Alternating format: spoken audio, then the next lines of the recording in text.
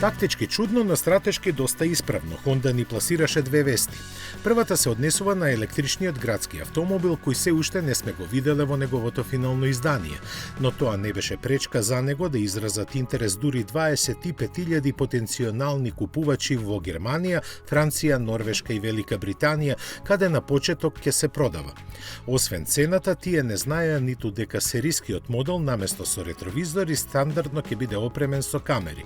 Сликата од нив ќе се прикажува на два 6-инчни екрани сместени на страните од инструмент таблата, веднаш до столбовите. Возачот ќе може да бира меѓу нормален и широкоаголен приказ, а мртвите агли и во двата случаи ќе бидат намалени. Екраните автоматски ќе го прилагодуваат своето осветлување, а на нив ќе се прикажува и сликата од камерата за возење наназад. Куќиштата на камерите се обликувани така да нечистотијата не паѓа на леќата, која пак ќе биде пресвлечена со посебен слој што ќе го спречува задржувањето на вода.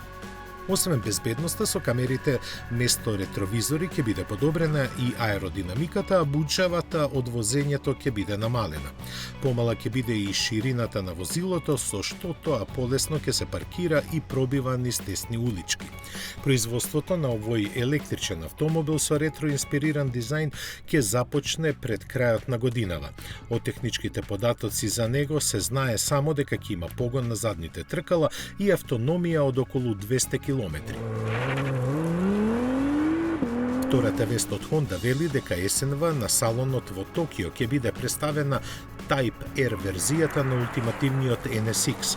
Според непотврдените најави, таа треба да има 650 конски сили. Тежината ќе биде намалена за 80 на килограми, а аеродинамиката значително подобрена. И ослонувањето најверојатно ќе претрпи измени, а се споменуваат и керамички сопирачки дискови.